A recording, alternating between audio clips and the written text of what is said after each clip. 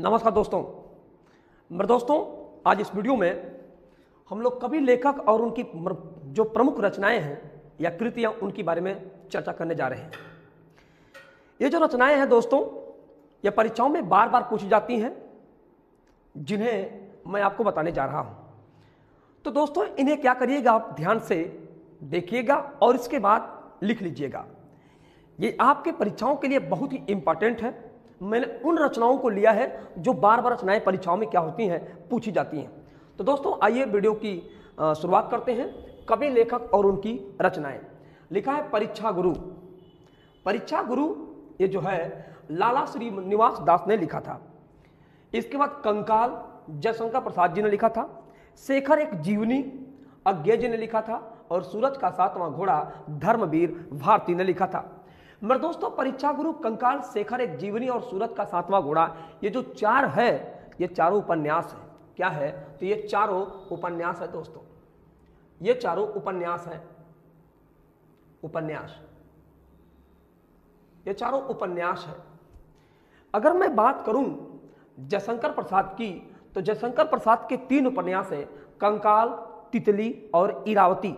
कंकाल, तितली और इरावती। क्या है? तो कंकाल, तितली और इरावती। फिर से बोलेंगे, कंकाल, तितली और इरावती। किसकी? जयशंकर प्रसाद की।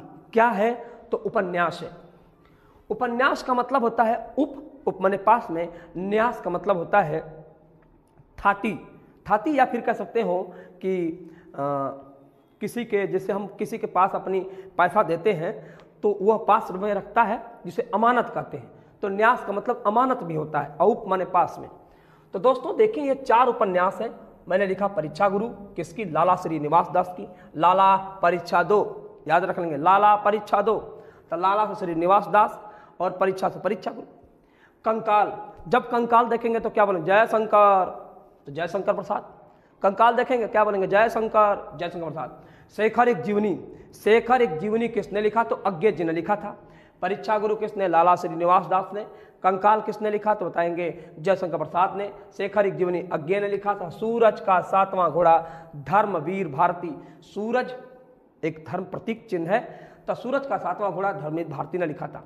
ये चारों क्या है? उपन्यास है दोस्तों। मैंने कहा जयशंकर प्रसाद के 3 उपन्यास। पहला बताइए, कंकाल, तितली और इरावती। कंकाल, तितली, इरावती। कंकाल, तितली और इरावती। इसके बाद ये चारों उपन्यास है। पत्नी जैनेन्द्र कुमार ने लिखा था। पूस की रात, ये मुंशी प्रेमचंद जी ने लिखा था। पत्नी किसने लिखा? जैनेन्द्र कुमार ने। और पूस की रात मुंशी प्रेमचंद ने लिखा था दोस्तों। ये दोनों क्या है? तो ये दोनों कहानी है दोस्तों। क्या है? तो ये दोनों कहानी है। ये दोनों कहानी है। ये दोनों हो गई कहानी। इसके बाद आषाढ़ का एक दिन, बहुत इंपॉर्टेंट है ये। आषाढ़ का एक दिन, आधे अधूरे और पैर तले की जमीन। पैर तले की जमीन, आधे अधूरे, पैर तले की जमीन और आषाढ़ का एक दिन, ये तीनों जो है मोहन राकेश का है। और ये तीनों है क्या दोस्तों? नाटक है। नाटक, नाटक है। ये तीनों नाटक है दोस्त। तो आप एक बार पुनः देख लीजिए। परीक्षा गुरु किसका? लाला श्रीनिवास दास। कंकाल जयशंकर प्रसाद की। शेखर एक जीवनी अज्ञे की। सूरज का सातवां घोड़ा किसका है? तो धर्मवीर भारती का। पत्नी जैनेन्द्र कुमार का। पूस की रात किसकी है? तो मुंशी प्रेमचंद का। आषाढ़ का एक दिन, आधे अधूरे और पैर तले की जमीन। आधे अधूरे, पैर तले की जमीन, ये तीनों जो है मोहन राकेश की रचनाएं हैं दोस्तों। आगे देखते हैं, माटी हो गई सोना। माटी हो गई सोना। माटी हो गई सोना। माटी हो गई सोना, कन्हैया लाल मिश्र प्रभाकर की है। कन्हैया लाल मिश्र प्रभाकर की है दोस्तों। इसके बाद प्रिय प्रवास, ये प्रिय प्रवास जो रचना है हरिऔध जी की है। बहुत ही इंपॉर्टेंट रचना है दोस्तों। इन्हें आप क्या कर लिए, अच्छे से नोट कर लो दोस्तों। आप इसे याद कर लें, देख लें, बार बार इसे नोट करें, रिवीजन करते रहें। आज के लिए इतना ही। तब तक के लिए जय हिंद, जय भारत। नमस्कार दोस्तों।